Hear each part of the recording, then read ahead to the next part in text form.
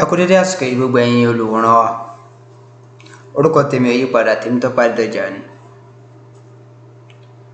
Nínú fọ́nrán tó kọjá mo sọ̀rọ̀ nípa voltage àti kọ́rẹ́ǹtì. Nínú fọ́nrán yìí mo fẹ́ sọ̀rọ̀ lẹ́kùnrẹ́rẹ́ lórí alternating current tí tá lè gbọ́n pè ní AC.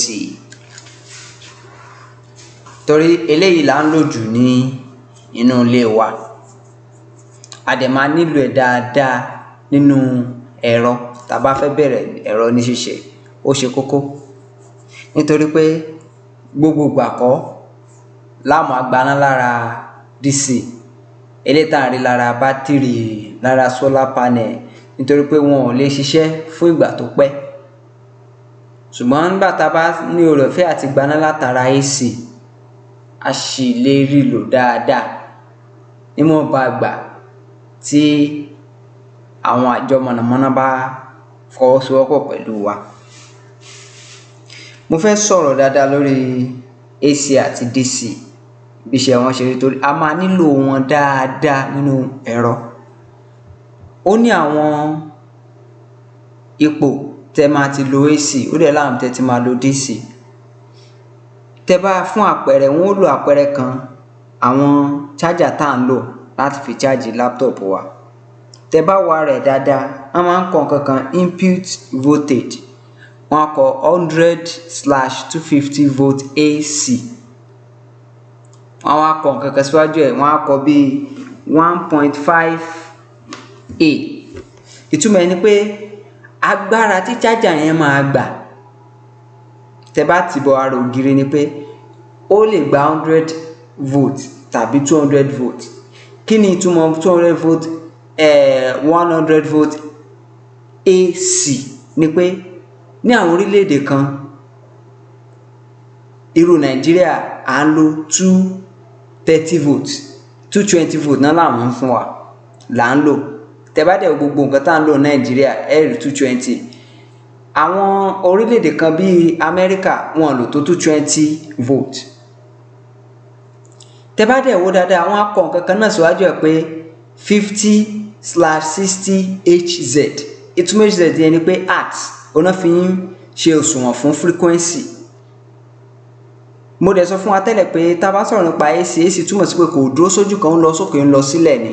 Màá máa ṣàpẹẹrẹ fún wa nínú àwọn fọ́nrán tí màá fi léde ní ọjọ́ iwájú. Bó ṣe ń lọ sókè tó ń lọ sílẹ̀, ìtumọ̀ ẹ̀ ni pé láàárín ìṣẹ́jú kan ó máa tàn, ó máa kú fún ìgbà 50, that's 50 times ló fi máa tàn, ló máa fi kú. Ọ̀nà fi ń pè ní frequency. A lọ peak, a padà álẹ̀, lọ peak, a padà álẹ̀, lọ peak, a padà álẹ̀ ní ìgbà 50 ní ìṣẹ́jú kan. Ẹ mọ̀ túmọ̀ ẹ̀, ní ìṣẹ́jú kan. Torí ẹ̀, tẹ́ bá wò àwọn bọ́ọ̀bù tá a máa ń lò, àwọn bọ́ọ̀bù àtijọ́, àwọn bọ́ọ̀bù pupa ayé àtijọ́ yẹn,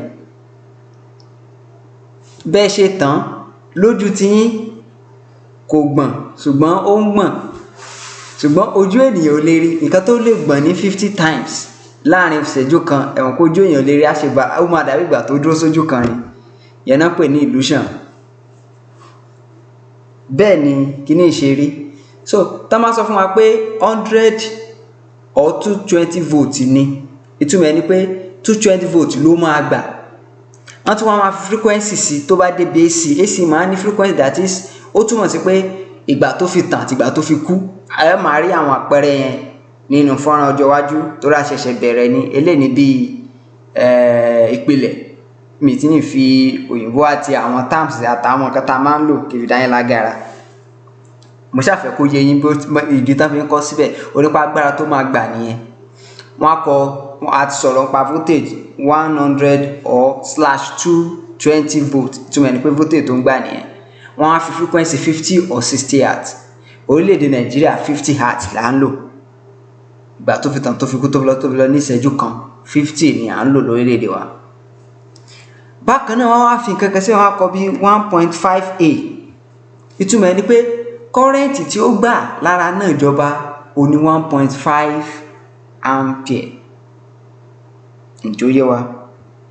Ìyẹn náà wọ́n á pè ní agbára. Tẹ́ bá fẹ́ wá mọ agbára tí charger yín ń gbà, nítorí pé tẹ́ bá fẹ́ lo inverter yẹn nínú ilé, nǹkan táwọn kan máa ń láwọn lo inverter ó tètè kú, ó tètè ṣe lé, ó tètè ṣe tọ̀hún, kò sígbà tí ò ní tètè kú.